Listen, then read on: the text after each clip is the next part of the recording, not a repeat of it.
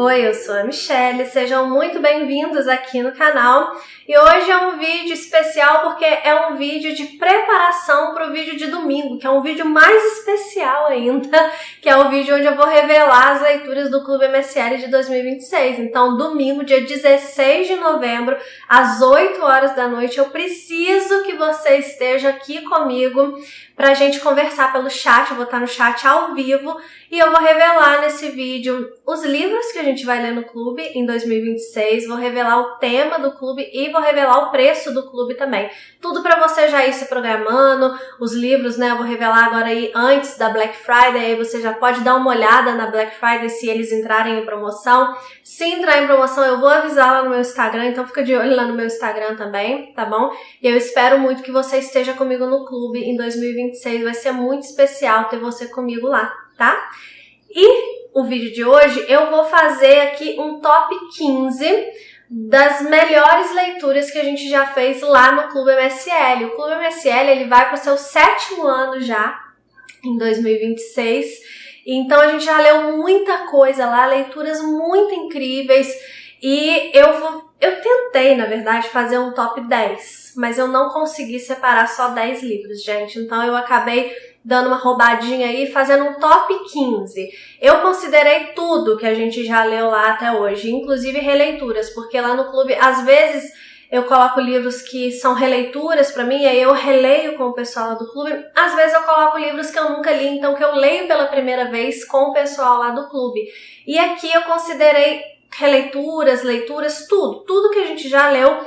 Eu separei os meus 15 livros preferidos de tudo que a gente já leu lá no clube desde 2020, que a nossa primeira edição foi em 2020. Alguns ficaram de fora com dor no coração, mas senão eu ia fazer um top 25, um top 30, daqui a pouco eu ia falar de todos os livros, né, que a gente leu lá no clube. Então fica aqui o meu top 15, tá? Espero que vocês gostem, que vocês tenham paciência, porque tem muita coisa aqui e eu quero falar sobre esses livros aqui com vocês. É um vídeo de indicações, são livros maravilhosos. Tá, joia? Antes, se inscreva no canal, como sempre, né? É importante pedir. Se você tá chegando por aqui agora, me dá esse voto de confiança.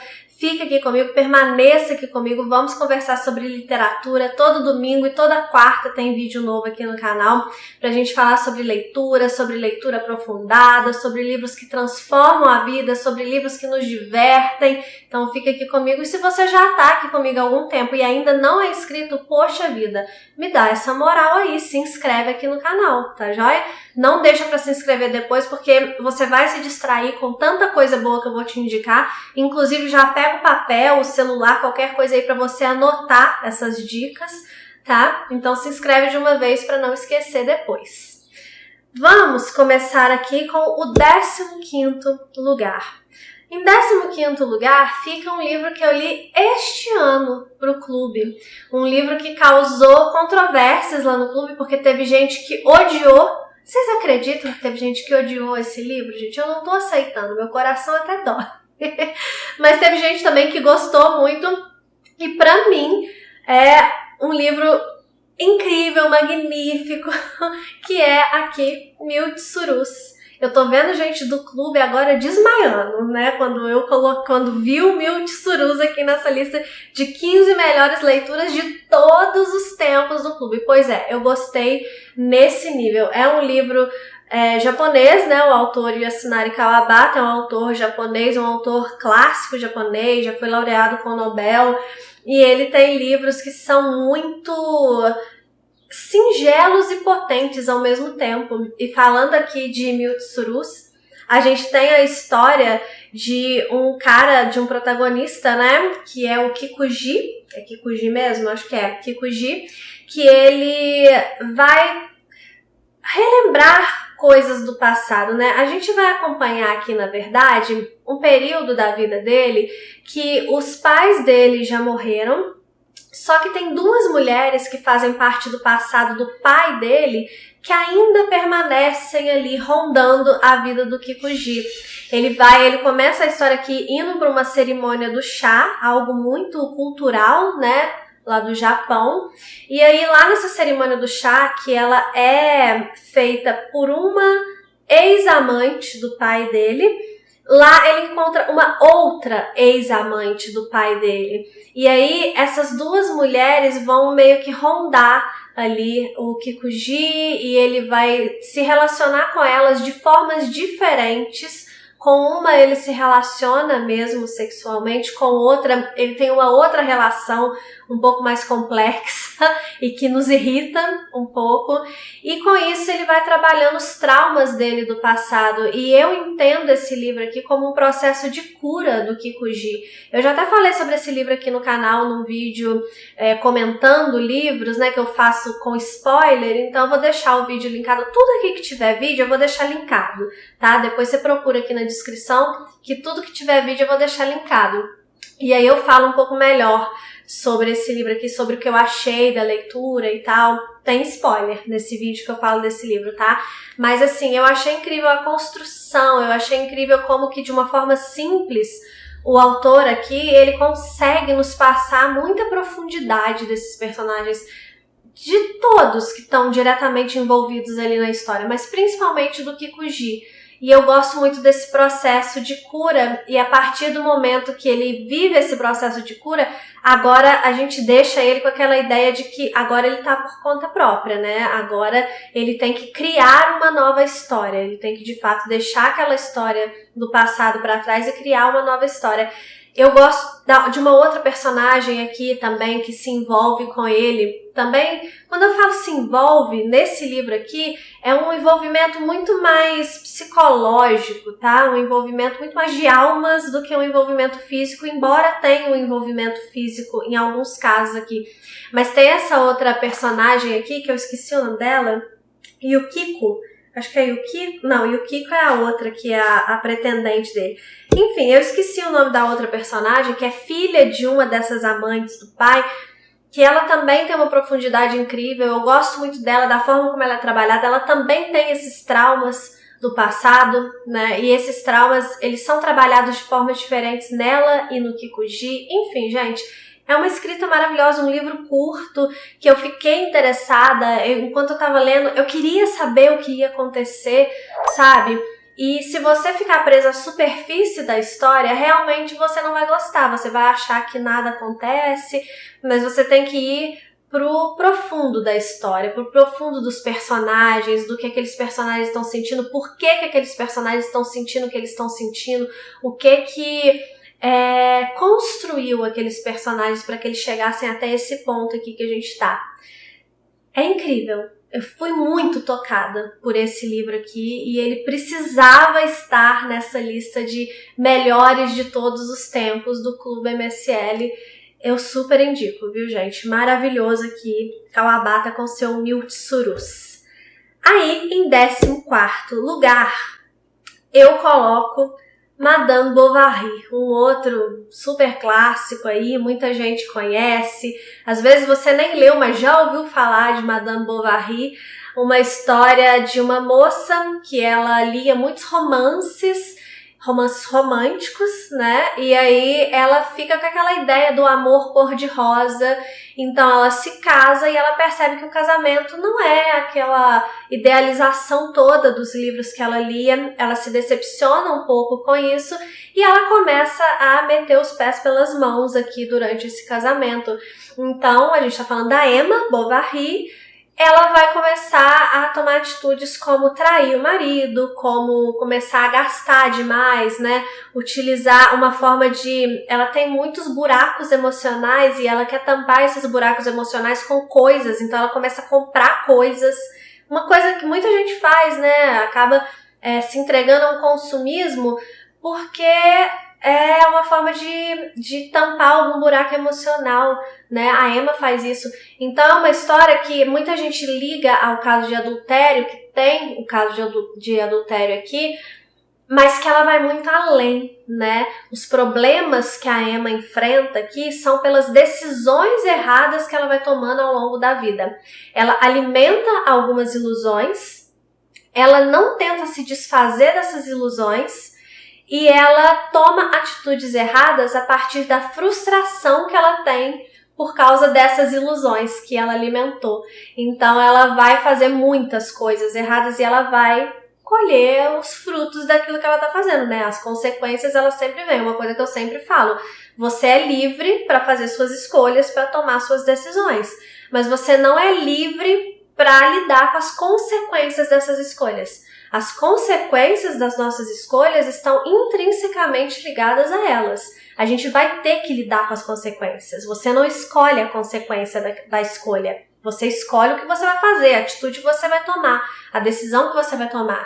Agora, a consequência daquilo você não escolhe, você vai ter que lidar com o que vier. Isso fica muito claro aqui em Madame Bovary, isso é muito discutido aqui.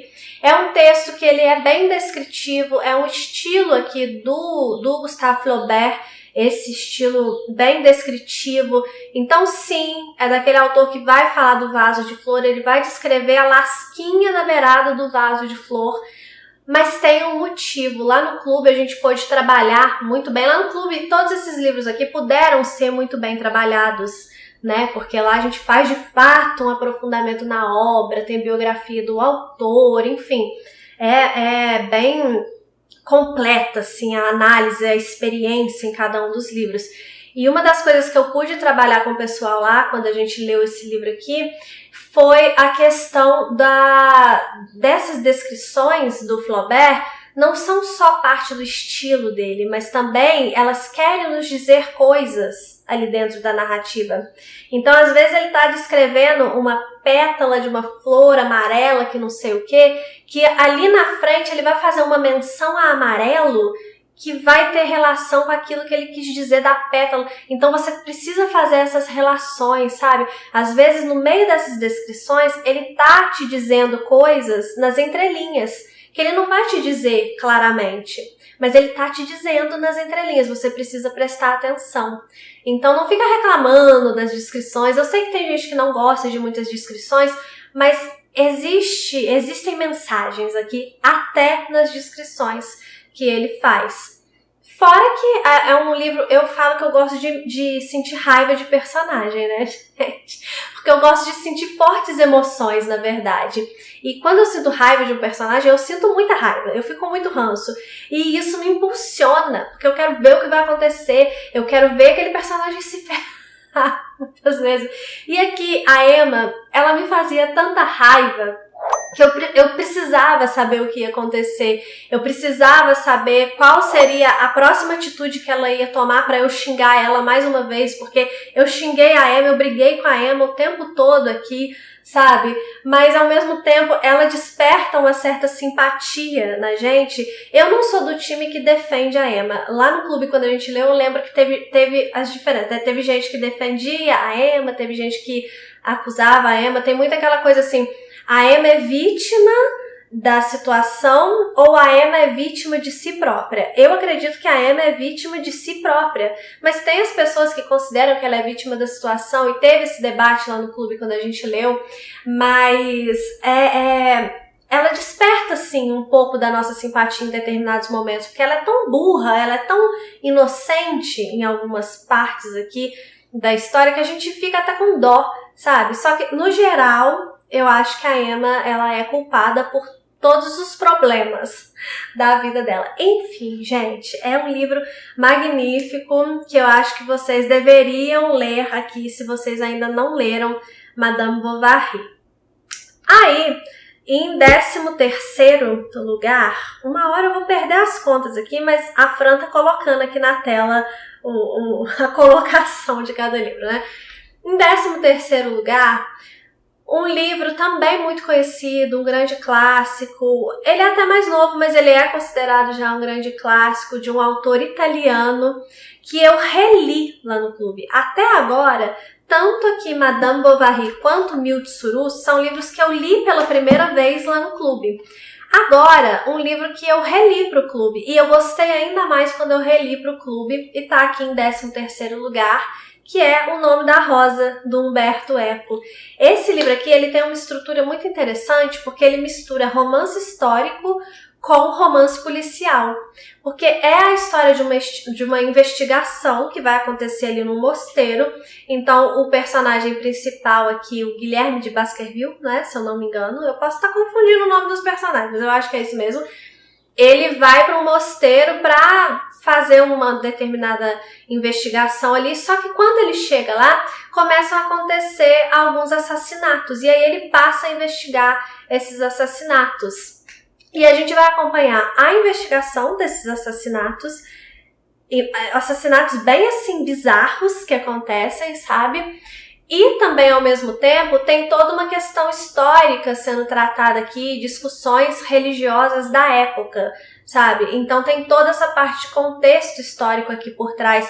Tem muitas partes aqui na narrativa que são até mais lentas, que tratam desse contexto histórico, que tratam dessas discussões religiosas ali da época. Então é importante que a gente saiba também sobre o que o livro está falando, para que a gente entre na conversa mesmo dos personagens, para que a gente entenda o que os personagens estão conversando, né? E a gente tratou disso, obviamente, lá no clube, né? Porque quando tem alguma coisa importante, assim, de contexto histórico e tal, eu sempre gosto de situar o pessoal lá no clube para que eles entendam de fato o que está sendo discutido no livro. Porque muitas vezes a gente é julgado dentro de um contexto, num livro, e o autor não fica parando para dar aula de história pra gente, né? A gente simplesmente é julgado ali e a gente tem que dar um jeito de entender a conversa daqueles personagens. Então lá no clube eu gosto de fazer toda essa contextualização para que as pessoas entendam de fato o que está sendo discutido. E aí, essa mescla desses dois estilos, eu acho que faz muito bem aqui para a narrativa, porque às vezes ela é mais lenta, mais filosófica, tem a famosa discussão sobre o riso aqui, que eu acho uma coisa magnífica. Eu adoro essa parte, porque os personagens vão discutir se o riso é benéfico ou maléfico para a fé. E aí tem, né, os personagens que vão defender cada ponto de vista. É muito interessante, mas tem as partes mais ágeis também, que são as partes da investigação dos crimes acontecendo. Então ele mantém a nossa atenção, tanto para quem gosta de uma narrativa mais filosófica, quanto para quem gosta de uma narrativa mais ágil. Ele vai... É tipo um esquenta e esfria, ele fica mais lento e aí fica mais ágil, fica mais lento. Eu adoro esse movimento aqui desse livro, e a história toda é muito interessante. Tem uma biblioteca ali imensa, misteriosa, nesse mosteiro, que tem tudo a ver com esse crime e com essa discussão toda aqui que é colocada. A discussão do riso mesmo tem a ver com o livro aqui de Aristóteles, um livro perdido de Aristóteles e tudo mais. Enfim, gente, é uma narrativa muito rica, é maravilhosa. Eu até comentei lá no clube na época, né, que o Umberto Eco, ele falou que quem passasse das 100 primeiras páginas conseguiria chegar até o final. Eu não acho esse livro tão complexo assim. Tem a parte do contexto que você, se você tiver inserido no contexto, vai ser melhor para você entender algumas discussões aqui. Mas eu não acho ele tão complexo assim, sabe? Eu acho que dá para passar das 100 páginas tranquilo e para chegar ao final assim com louvor, porque para mim, pelo menos, foi uma leitura maravilhosa. Das 2 vezes que eu li, da segunda então que eu li pro clube, foi melhor ainda. Então assim, fica aqui meu 13º lugar, Umberto Eco. Essa edição é linda, né, gente? Uma edição de capa dura. Tem essa cinta aqui, ó, mas a capa, olha como que é bonita. Tem uns detalhes em bronze aqui. Nossa, eu acho linda essa. E essa edição, ela tem a tradução das partes em latim, que é uma outra coisa, né? Umberto Eco falou que não era para traduzir as partes em latim, não precisava. Eu, com todo respeito, discordo do próprio autor, porque eu acho muito importante, sim, você entender o que as partes em latim estão falando. Eu acho que elas são importantes para a narrativa, sabe? Então, eu gosto que tenha a tradução aqui. A outra edição que eu tinha lido da primeira vez não tinha a tradução, e eu acho que fez falta. Então, aqui com a tradução, eu acho melhor, tá? É uma tradução da Record. A outra edição que eu tenho também é da Record, só que é mais simples. Então, fica aqui mais essa indicação. Aí, o 12º, né, 15, 14, 13, 12, o 12º melhor livro de todos os tempos, também foi um livro lido nesse ano no clube e também foi uma releitura para mim, que foi O Sol é para Todos. E essa releitura aqui, de fato, transformou a minha experiência com esse livro, porque eu tinha achado ok da primeira vez. Mas agora eu achei espetacular, acabou entrando no hall de meus livros preferidos da vida, tanto que tá aqui nessa lista de melhores leituras de todos os tempos do Clube MSL. É um livro que ele traz a história, na verdade ele é focado numa criança, né? A narradora, na verdade, quando ela começa a contar essa história, ela já é adulta. Só que ela volta, né? Ela retoma acontecimentos da infância dela. Então, mesmo sendo uma adulta, ela emula a voz de uma criança e faz isso muito bem. Então, a gente acaba conhecendo a história através do olhar inocente de uma criança, sem julgamentos, né? Que é uma coisa essencial aqui para a história, porque é uma história que vai falar de preconceitos, de vários tipos de preconceitos, não só o preconceito racial, que vai ser o principal, mas de vários tipos de preconceitos. Então, é incrível o fato de ser uma criança com um olhar mais inocente, mostrando essa situação toda que acontece. Então, o que vai mostrar? Vai mostrar quando o pai dela, a Scout, ela vai falar quando o pai dela, que é o Atticus, que ele aceitou defender um homem negro acusado de abusar de uma mulher branca. E aí a cidade toda vai ficar meio contra o Atticus, ou grande parte da cidade vai ficar contra o Atticus, e a Scout ela vai relatar esse período da vida deles com esse olhar, sabe? Esse olhar que chega a ser um olhar cativante mesmo, por ela ser uma criança muito cativante.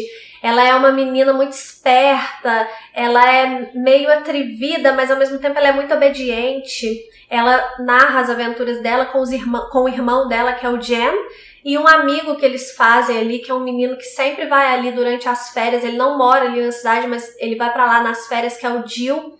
E o Jill, inclusive, é inspirado no Truman Capote, que era muito amigo da Harper Lee, né, que é a autora aqui de O Sol é para Todos.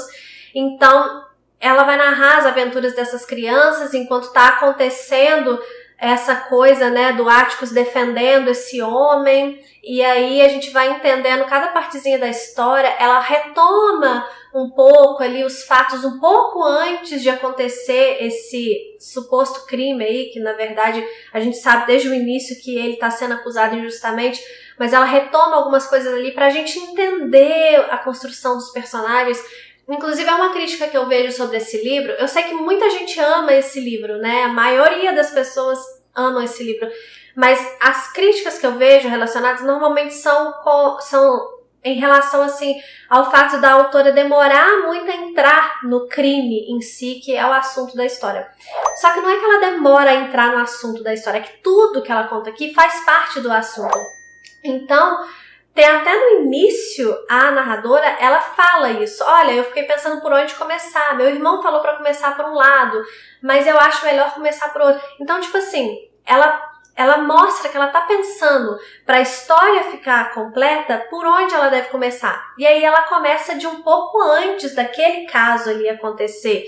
Então ela vai contar sobre um vizinho que eles têm ali, que é um vizinho misterioso, que vive só dentro de casa e tem várias histórias sobre ele. Tem um determinado momento que ele é tratado quase como um fantasma ali, sabe? A casa dele é como se fosse uma casa mal assombrada, que as crianças apostam quem tem coragem de ir lá encostar a mão na casa. Então tem toda essa questão, porque esse personagem vai ser importante no desfecho lá da história. Então a gente vai construindo, fora que vai construindo essa questão dos julgamentos. A gente vai vendo como que a questão do preconceito aqui não é só o preconceito racial, né? O preconceito de várias formas que ele pode se mostrar aqui dentro de uma sociedade e que é ruim, né? Então, ela retoma essas coisas por um motivo, que estão ligados lá ao crime, ao suposto crime, ao falso crime no final das contas. E é uma narrativa muito tocante, gente, porque a gente fica com aquela sede por justiça, a gente fica torcendo muito aqui pra esse personagem, né, que tá sendo acusado injustamente. Tem alguns personagens aqui que, nossa, desperta muita raiva na gente. Aí entra aquilo, né, de eu gostar de ter emoções fortes, e esse livro, ele traz emoções fortes. Então eu gosto muito disso também. Enfim, uma leitura maravilhosa que foi pra mim transformadora, assim. esse ano foi um dos livros mais transformadores dessa minha releitura. Foi como se eu estivesse lendo ele pela primeira vez, de fato. Eu até cheguei a falar isso na resenha.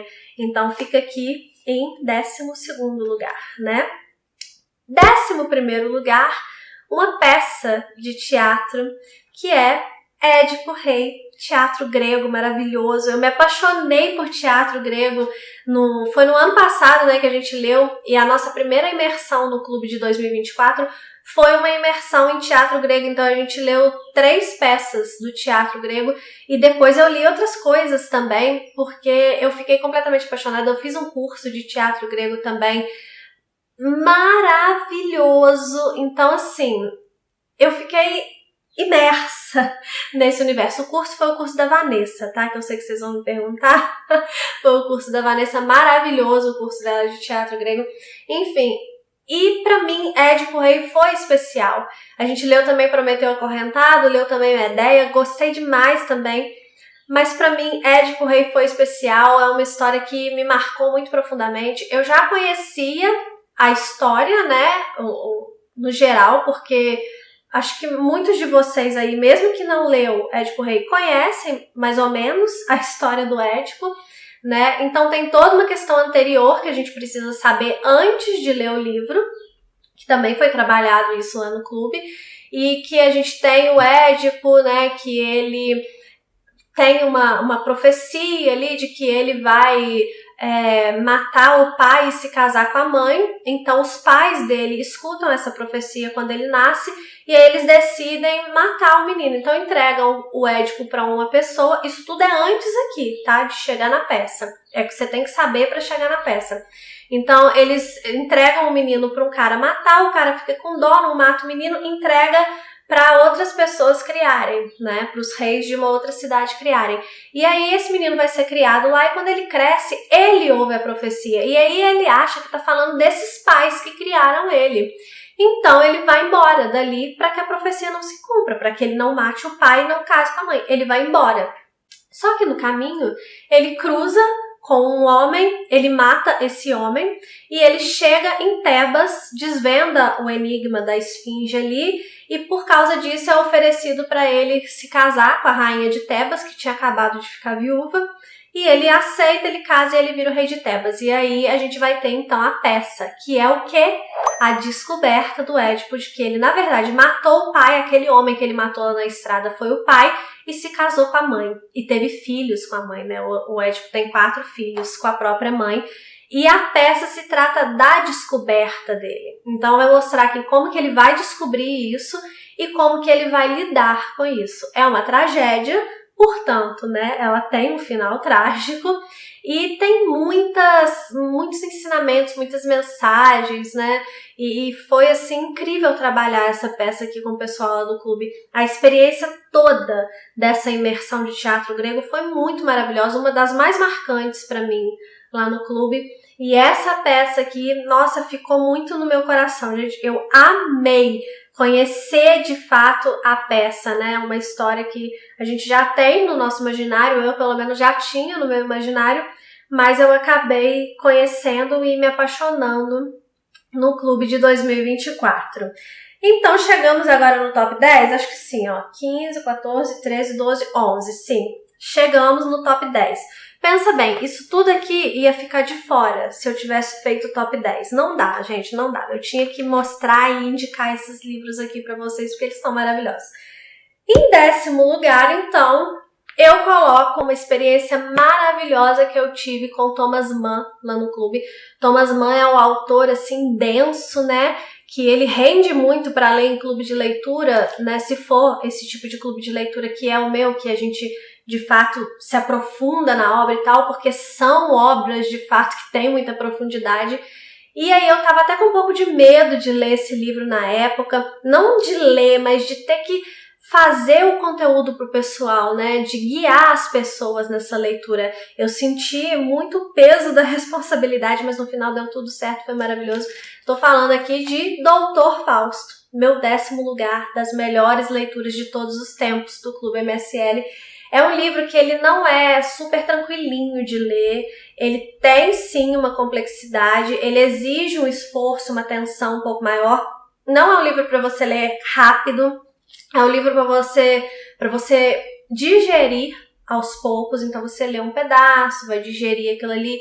O ideal que eu acho é você mesclar com outras leituras, sabe? Alternar, vai lendo ele mais devagar, enquanto vai lendo outros livros, sabe? Mas tenha paciência, não queira acabar rápido esse livro, ler correndo, sabe?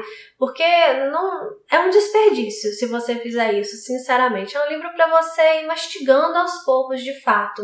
E aí, se você fizer isso, eu acredito que a sua experiência vai ser tão boa quanto a minha. E aí, é a história de um cara que ele quer ser compositor e tal, ele quer fazer coisas assim grandiosas, deixar suas composições, né, como herança para a humanidade, e num determinado momento ele vai fazer ou imaginar fazer um pacto com o diabo. É um livro que tem o pacto fáustico, o famoso pacto fáustico. E aí ele vai fazer esse pacto, ou vai imaginar que faz, tem uma discussão sobre isso, vou chegar lá. E aí a gente vai acompanhar as consequências depois desse suposto pacto fáustico aí que ele faz, né? Então a gente vai acompanhar basicamente a vida desse personagem que é o Adrian Leverkühn, narrado por um amigo dele. Um amigo que gosta tanto dele que às vezes a gente meio que confunde se não é um amor platônico, se é realmente uma amizade. E aí vão ter várias interpretações, né?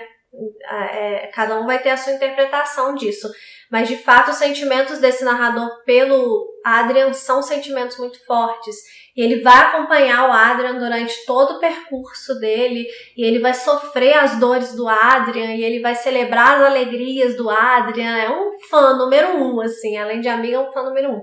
Enfim, como eu falei, tem a questão do pacto fáustico. O capítulo do Pacto Fáustico desse livro é uma das coisas mais geniais que eu já li em toda a minha vida. E ele dá margem para interpretações. Então você pode entender que realmente o Adrian, ele fez aquele pacto ali. E você pode entender que ele imaginou aquele pacto, que aquele pacto, na verdade, foi um delírio dele. Porque no momento que ele faz esse pacto, tem algumas questões de uma doença aqui, que ele tá sofrendo ali no período, ele tá meio com febre. Então, tem umas questões aqui que podem te levar a interpretar que, na verdade, ele imaginou esse pacto. Ou você pode entender que, de fato, ele fez o pacto. Eu tendo a acreditar que ele fez o pacto. Mas, né, dá margem a interpretações. De qualquer forma, tendo feito ou não tendo feito, o que é importante aqui? É que ele estava disposto a fazer um pacto com o diabo.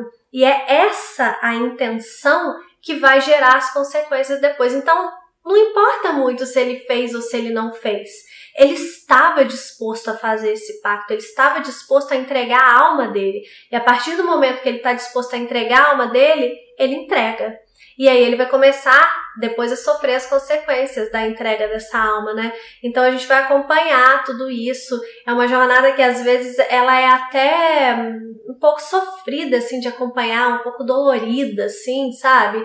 O Adrian não é um personagem que a gente tem muita simpatia por ele, mas ao mesmo tempo a gente consegue sentir a dor dele em alguns momentos, e em outros momentos a gente não consegue entender as atitudes dele. Ele é um personagem muito complexo, como tudo nesse livro aqui. E eu acho que o desafio de ler e de ajudar as pessoas lá no clube a entender, a entrar nessa história, tudo isso junto fez com que a minha experiência de leitura com Dr. Fausto fosse quase que mágica, sabe? Então é um livro que se tornou muito especial para mim. Eu fiquei muito orgulhosa, de fato, de conseguir guiar as pessoas lá no clube através dessa história, de verdade. Porque foi muito além de compreender, de entrar na história, né? Foi também ajudar as pessoas nesse caminho. Então, eu fiquei muito orgulhosa por essa leitura aqui. Então, tá aqui meu 10º lugar. 9º lugar, um livro que foi uma releitura, Dr. Fausto não. Dr. Fausto eu li pela primeira vez lá no clube. Ainda teve esse desafio. Fui descobrindo lá no clube mesmo.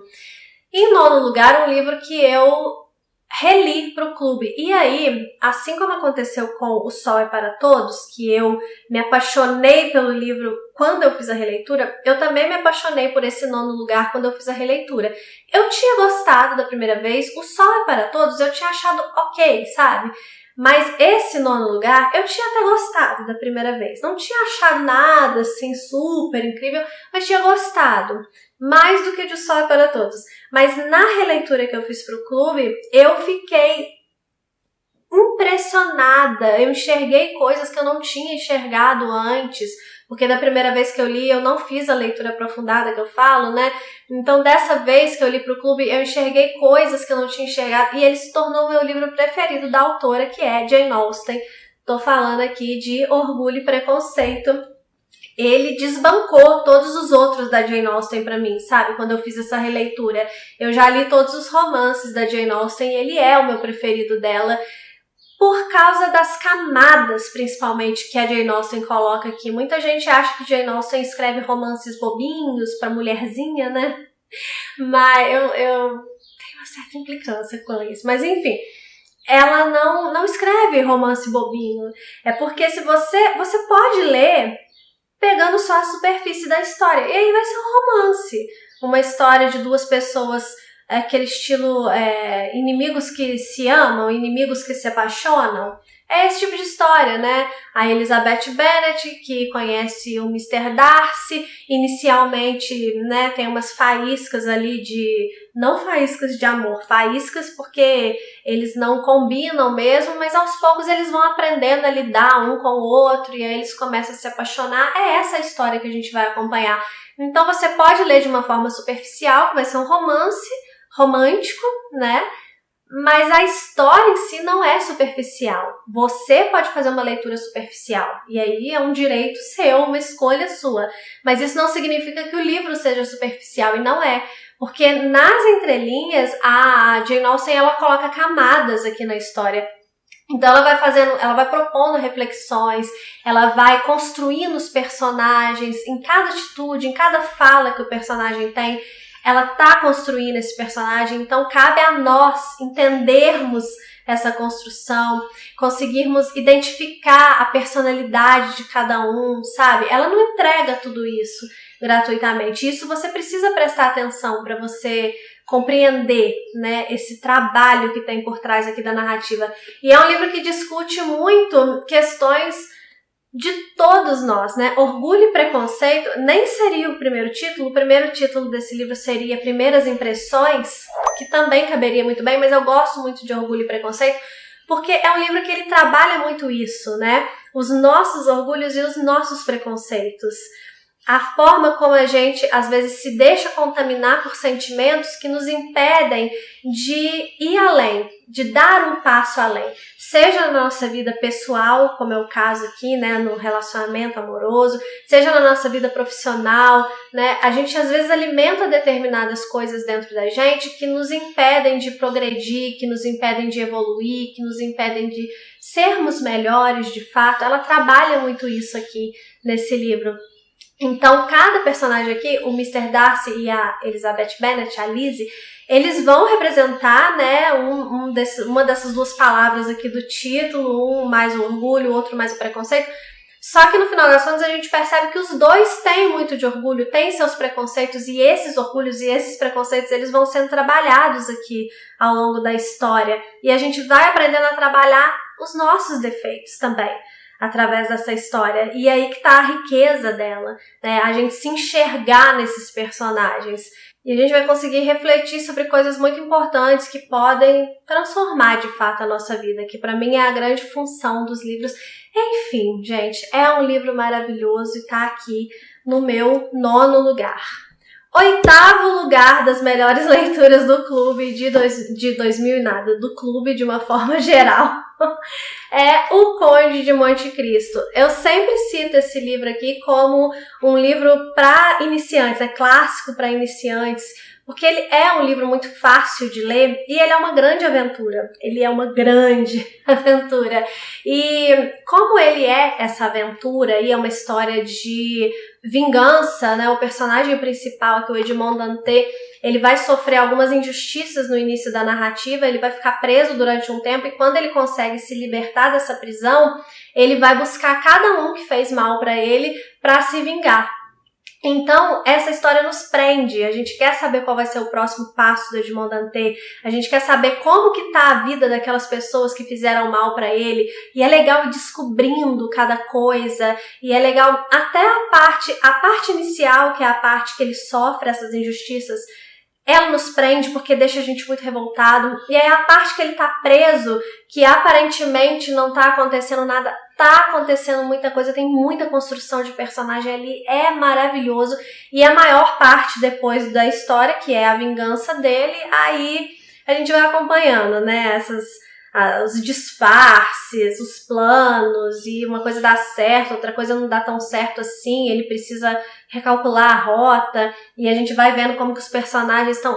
É magnífico, é delicioso, é divertidíssimo, é um livro muito divertido, que apesar dele ser muito grande, quando ele acaba a gente queria mais, sabe? E assim, o filme, eu tinha assistido ao filme antes de ler o livro, e eu gostava do filme, mas quando eu li o livro, eu vi quanta coisa falta no filme, sabe? E é assim... O filme ficou até sem graça pra mim. O final é diferente, então se você já assistiu ao filme, não se preocupe, porque o final é diferente. Tem algumas coisas também que são diferentes no filme e aqui no livro, alguns personagens aqui, as relações entre alguns personagens são diferentes, enfim. Vale a pena você ler aqui O Conde de Monte Cristo. Muito legal esse livro, gente. Muito legal mesmo. Em sétimo, acho que estamos em sétimo lugar, né? Um livro que eu li no primeiro ano do Clube MSL, lá em 2020. E me marcou muito profundamente, é um livro muito tocante, sabe? É um livro que me emocionou muito, é um livro que ele tem muito a união entre comédia e tragédia. Eu gosto muito de livros que fazem isso bem. É o caso aqui de Dom Quixote, os 2 volumes, né, que nós lemos lá no clube. Na verdade, este daqui, O Conde de Monte Cristo, ele também foi uma leitura do primeiro ano do Clube MSL. No primeiro ano a gente leu só Calhamaços, né? E O Conde de Monte Cristo foi um deles. E Dom Quixote. Dom Quixote foi o primeiro livro lido no Clube MSL de todos os tempos, assim, foi a nossa primeira leitura. E é a história de um homem que ele lia muitos romances de cavalaria e em um determinado momento da vida ele acredita que ele é um cavaleiro e aí ele vai sair ali pela Espanha afora, nesse mundo de fantasia que existe só na cabeça dele, e ele vai, né, viver altas aventuras ali, defendendo os fracos e oprimidos na cabeça dele, né, mas para as pessoas que estão vendo aqui, ele não passa de um maluco. Então tem partes muito engraçadas aqui nessa história, a interação dele com o Sancho Panza, né, seu fiel escudeiro, é muito boa.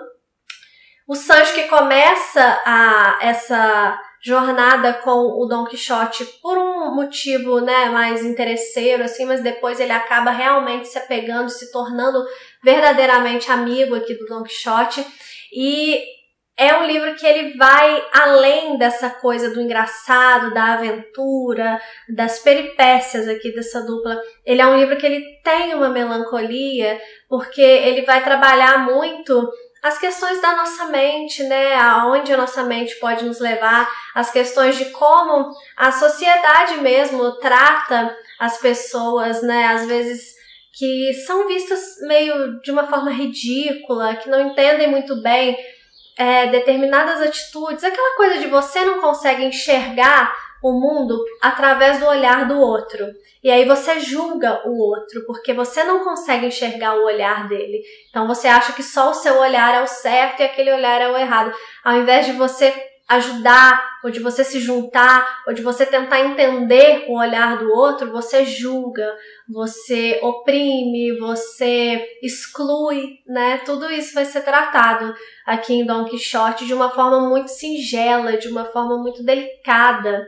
E é um livro lindo, gente, lindo. Eu não sei nem explicar o que esse livro significa pra mim. O Dom Quixote, o personagem mesmo, eu me apeguei muito a ele. Na minha cabeça, o Dom Quixote é uma pessoa que existiu, sabe? Então, assim, é maravilhoso. Não tenho medo de Dom Quixote. Eu li nessa edição da Nova Fronteira e também li partes na edição da Penguin, que eu li pelo Kindle. A edição da Penguin, ela é mais fácil, a leitura é mais fácil. Aqui a gente tem um texto um pouco mais truncado. Mas eu gostei tanto desse texto quanto do texto da Penguin, super indico os dois, tá, gente? Apenas leiam esse livro, porque ele é muito, muito, muito maravilhoso mesmo. Aí, eu acho que eu tô, deixa eu ver, 1, 2, 3, 4, 5, em quinto lugar. Chegamos no quinto lugar. Drácula, de Bram Stoker, que foi uma releitura que eu fiz o ano passado, acho que foi o ano passado, em 2024, numa imersão que a gente viu sobre o mito do vampiro. Então essa daqui foi a nossa leitura base, mas a gente também teve a leitura de outros contos sobre vampiro, né? Contos com personagem vampiro, pra gente entender como que foi a trajetória do mito do vampiro dentro da literatura. Também foi uma imersão que eu adorei fazer. E aí esse livro aqui, Drácula, já era um dos meus livros preferidos da primeira vez que eu li, já considerava assim, mas aí nessa releitura eu reafirmei que realmente eu amo esse livro pelo simbolismo dele, sabe? É um livro que, assim como o próximo que eu já tô olhando aqui, é um livro que tem muitos simbolismos. Então, não é a história do vampiro pra gente acompanhar uma história de terror e aventura. É a história do vampiro como símbolo do mal absoluto. E como que esse mal, ele vai entrando na sua vida aos poucos até te dominar por completo.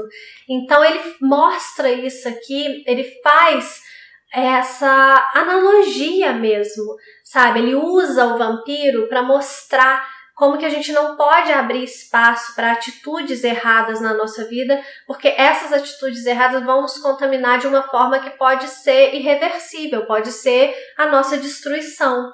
É esse o símbolo do vampiro aqui nessa história.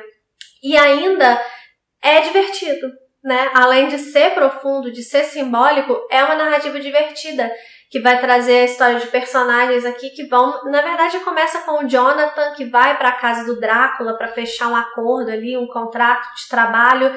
E aí, ali, ele descobre que ele tá em maus lençóis, né? Porque ele começa a perceber coisas estranhas, né? Ele não entende muito bem o que tá acontecendo, até que ele vê que ele tá preso ali na casa de um vampiro que quer drenar o sangue dele, né? Quer acabar com ele. Enfim... E aí depois a gente passa para uma parte na cidade onde a gente vai ver a noiva do Jonathan, a Mina, e aí a gente tá sem notícias do Jonathan, porque a narrativa do Jonathan, ela para num determinado momento, a gente não sabe o que aconteceu com ele, e aí a gente vai lá acompanhar a Mina, que ela tá tão sem notícias quanto a gente, tá ainda mais sem notícias do que a gente, porque a gente pelo menos viu os apertos que ele estava passando ali na casa do Drácula. A Mina nem isso sabe.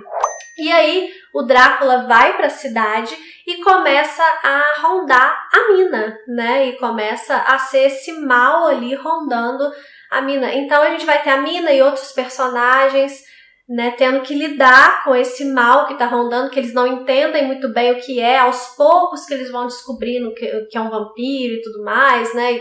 E eles precisam acreditar naquilo ali primeiro, né, porque vampiro, como assim e tal, e aí a gente vai saber o que aconteceu com o Jonathan, e aí a história vai se desenvolver na luta desse grupo contra o Conde Drácula, né, que como eu falei, é muito cheia de simbolismos e é maravilhosa, é profunda, não é uma história que dá medo, né, no sentido assim de construções de cenas, assim, eu acho que o medo que essa história pode provocar é realmente o medo da gente se entregar ao mal na nossa vida real mesmo, sabe?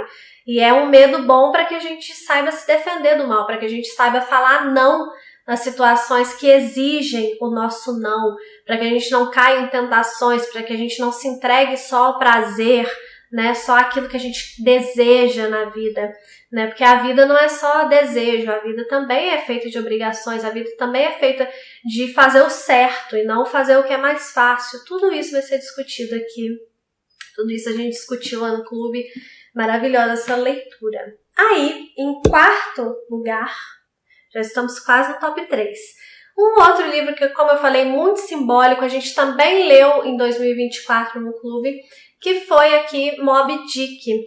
Eu falei que eu tinha um pouco de medo de ler Dr. Fausto, não pela leitura em si, mas por ler no clube, né? Por guiar as pessoas lá no clube. Moby Dick é um outro desses livros que eu tinha um pouco de receio, porque eu já tinha ouvido falar que era muito chato. E aí eu pensava assim, mas é tão importante, eu sei que tem gente que ama também, apesar de ter gente que odeia. E eu queria muito colocar ele no clube porque tinha muito a ver com o tema do ano passado. Então, mas eu fiquei um pouco receosa de talvez não gostar e mesmo assim ter que guiar o pessoal durante a leitura, de ser muito complexo. Mas no final deu tudo certo, graças a Deus. E é um livro magnífico. Foi a minha melhor leitura de 2024, no final das contas. E eu falo isso até na resenha que eu faço sobre esse livro. O problema desse livro aqui é quando você vai até ele com a expectativa errada. Muitas pessoas acham que Moby Dick é uma história de aventura. E Moby Dick não é uma história de aventura. Se você for esperando uma história de aventura, você vai se decepcionar. Porque não é isso. Não é sobre isso que se trata aqui. Moby Dick é uma história que, como eu falei, ela é muito simbólica. Ela é, de fato, uma história que vai contar a história, né, basicamente a história do Ahab, que é o capitão de um navio ali, o Pequod, o nome do navio é Pequod. E o Ahab, ele é capitão desse navio baleeiro, então ele vai juntar a sua tripulação ali para ir à caça de baleia, que é o trabalho dele. Só que no meio dessa jornada, ele avisa o pessoal que, na verdade, o que eles vão fazer ali é caçar uma baleia que se chama Moby Dick, porque no passado o Ahab teve um embate ali com essa baleia e ele acabou perdendo a perna por causa desse embate. Então ele nutre esse sentimento de vingança contra Moby Dick, ele tem um sentimento irracional. O ser irracional aqui é a baleia, né? Só que quem age de forma irracional é o Ahab.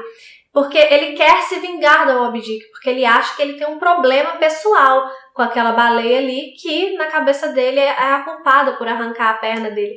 Então a gente vai ter essa questão dessa complexidade da mente humana sendo tratada aqui. A gente tem muitas questões sobre fé sendo tratadas aqui também.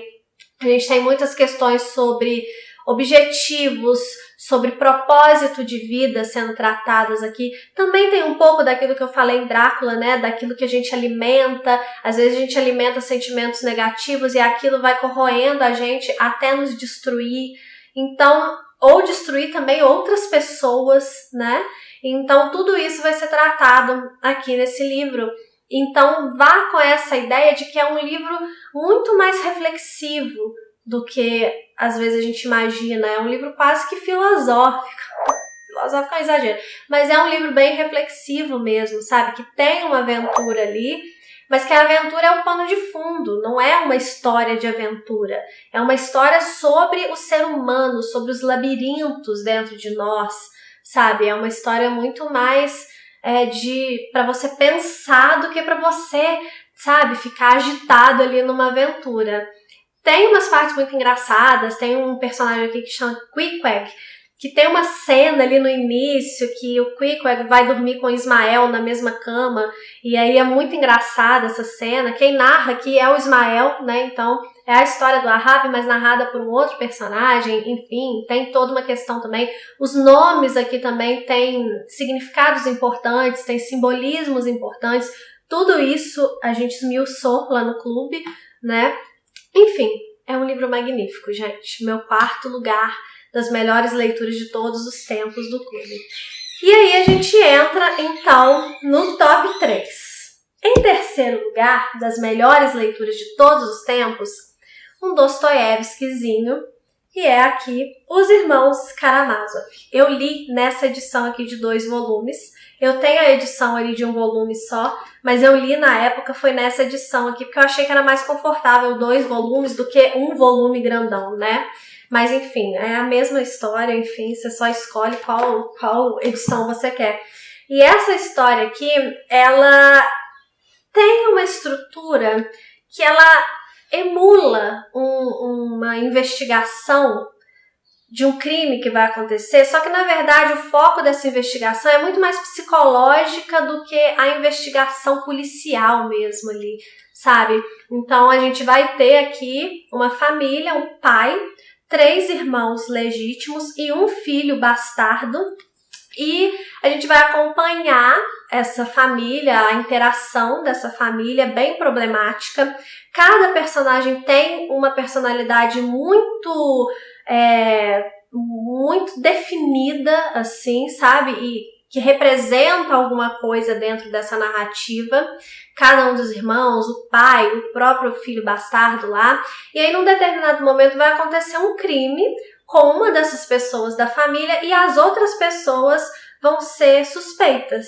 E aí a gente vai começar, então, a investigar quem poderia ter cometido esse crime. Só que, como eu falei, o foco é muito mais uma investigação quem seria capaz do que nas provas policiais ali do crime, sabe? Então, é uma coisa muito mais da mente, muito mais psicológica, coisa que o Dostoiévski faz perfeitamente, porque ele constrói personagens de forma, o psicológico, né, dos personagens. Essa construção do Dostoiévski é maravilhosa, e isso tem muito aqui nos Irmãos Karamazov, e é um livro que ele me manteve curiosa durante todo o percurso, sabe?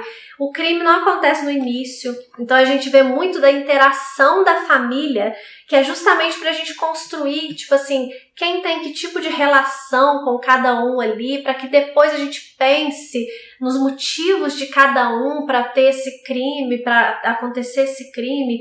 Então, assim, a gente tem tempo de desenvolver aqui os personagens, sabe? E é maravilhoso, maravilhoso. A escrita do Dostoiévski, eu particularmente me identifico muito, eu gosto muito das histórias dele, e eu acho muito sensacional esse livro aqui, né? Tá aqui no meu 3º lugar das melhores leituras no clube. Em 2º lugar, um outro calhamaço que, nossa, esse daqui vou precisar das 2 mãos, não vai dar nem pra segurar, que é aqui, vocês já estão vendo, né? Guerra e Paz, do Tolstói. Este livro aqui é uma saga, de fato, né? Porque a gente vai acompanhar 5 famílias, ou 4, dependendo, né? Eu acho que mais 4, mas enfim. Algumas famílias ali na Rússia, no período que vai acontecer a invasão. Vou ter que segurar um só, tá? Porque ele é muito pesado. Que vai acontecer a invasão das tropas napoleônicas ali na Rússia. Então, é um romance histórico que a gente vai acompanhar tanto a parte mais histórica mesmo da guerra, com personagens que vão para a guerra, e a gente acompanha personagens que ficam também na cidade, que ficam vivendo as consequências da guerra, só que de uma forma um pouco mais indireta, não tão direta igual aqueles personagens que estão lá em campo de batalha. A gente vê os dois lados, a gente vê o campo de batalha e a gente vê quem ficou na cidade, focado mais na aristocracia russa, né? E aí tem aquelas coisas, né, da falsidade, da hipocrisia, das traições, né, você perceber em quem você pode confiar, né? Tem muitas discussões aqui, porque é um retrato da vida mesmo, é um recorte da vida real, das relações humanas, e tem todo tipo de relação aqui, relações amorosas, relações filiais, relações de amizade, relações de trabalho, relações, né, de até mesmo o homem e a sua pátria tem disso também, através dessa coisa da guerra. Então é espetacular, espetacular, é uma jornada mesmo, né, longa, mas que é deliciosa, que você vai aproveitando cada parte, você vai se ligando aos personagens, você gosta mais de uns, você gosta menos de outros, né, natural, porque tem muito personagem aqui, mas é um grande novelão mesmo que você vai acompanhando, ainda com pano de fundo histórico, que tem lá suas liberdades, né, Tolstói tomou suas liberdades na questão histórica, mas tem um pano de fundo histórico aqui que é muito interessante, é legal você procurar saber também, para você estar inserido nas conversas, no que está acontecendo, que batalha que eles estão lutando ali, é legal você pesquisar um pouquinho, né, sobre o contexto, né, coisa que lá no clube a gente fez com mais profundidade, Muitos desses livros que eu citei, eu tenho imersão deles no MSL Pocket, tá? Se vocês quiserem ler esses livros com a minha ajuda, alguns deles a gente tem lá no Pocket, depois vai lá dar uma olhada. Esse daqui é um deles e eu acho que merece um material de apoio para ler esse livro aqui. Mas é assim, uma jornada inesquecível, gente, de verdade. Na verdade, esse era o terceiro lugar, eu tô falando tudo errado. Agora que a gente vai pro segundo lugar. Eu sabia que eu ia errar a ordem desses livros, por isso que eu pedi a Fran pra deixar aqui na tela. E essa minha filha aqui tá prestes a cair. Mas enfim, em segundo lugar, agora sim, um livro do meu autor preferido. Machado de Assis. Dom Casmurro. A gente leu Dom Casmurro lá no clube. É um livro incrível, que ele tem muitas minúcias, ele tem muitos detalhes. Então, muitas vezes, as pessoas criticam quem debate a questão do traiu ou não traiu. Porque é a história aqui de um casal que, num determinado momento, o rapaz, né, o marido, vai achar que a esposa o traiu com o melhor amigo dele. E aí ele vai começar a girar em torno disso e a gente vai acompanhar toda essa história aqui. Uma história muito conhecida, né? E as pessoas às vezes implicam com a questão do traiu ou não traiu. Eu sempre falo que o traiu ou não traiu aqui é muito importante, é o centro da história, não por uma questão de fofoquinha, sabe? Mas por uma questão de que o Machado de Assis, ele realmente deixa pistas que justificam tanto a pessoa que acredita que a Capitu traiu o Bentinho, quanto a pessoa que acredita que ele não traiu que ela não traiu o Bentinho, que é o meu caso. Eu acho que a Capitu não traiu, né? Mas lá na imersão do clube eu pude analisar as pistas, mostrar passo a passo, coisa por coisa que justifica que sim, ela poderia ter traído e coisa por coisa que justifica que não, ela não traiu. Eu pude fazer essa coisa minuciosa lá no clube, foi muito bom, sabe? E por que isso é importante? Porque isso é parte importante da construção psicológica dos personagens. Quando a gente se obriga a desvendar esse enigma, ou a tentar desvendar esse enigma sobre o traiu ou não traiu, a gente tem que analisar a personalidade de cada personagem, a intenção de cada personagem, a motivação de cada personagem. Então a gente precisa perceber, por exemplo, que o Bentinho, ele é um advogado e aqui ele está defendendo uma tese. Então cada coisa que ele fala, até quando parece que ele está levantando a bola da Capitu, como naquela famosa frase que ele fala que Capitu era mais mulher do que ele era homem, até nisso ele tá mostrando pra gente, olha como que ela é mais esperta do que eu. Então tudo tem um porquê, tudo tem uma minúcia. Você precisa prestar atenção, porque é muito rico esse texto aqui. Então, o traiu ou não traiu vai muito além dessa coisa de só discutir se Capitu realmente traiu ou não. Mas ele nos ajuda a mergulhar nesses personagens, nessa história, nesse enredo. Na escrita do Machado de Assis, que é uma escrita brilhante e a gente precisa exaltar, porque é um dos maiores escritores do mundo e é nosso, é brasileiro. Então, assim, eu sou apaixonada por Machado, né?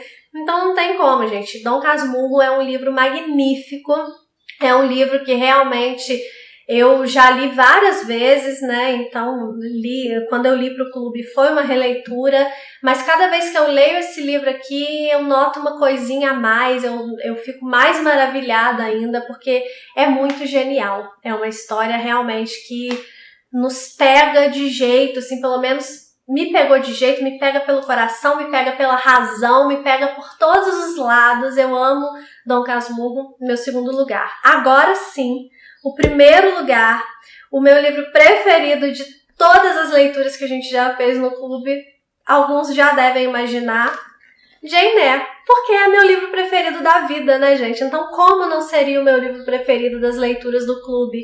É um romance de formação que vai acompanhar a vida toda da Jane Eyre, desde a infância, uma infância muito sofrida, até a idade adulta, e a gente vai acompanhando todo o amadurecimento dessa personagem, as experiências que ela vai passando e o que ela vai aprendendo com essas experiências. E é um texto tão refinado, tão bom, tão competente, que a gente de fato percebe como que cada experiência vai mudando a personagem, vai somando alguma coisa aqui na personalidade, no pensamento da Jane Eyre.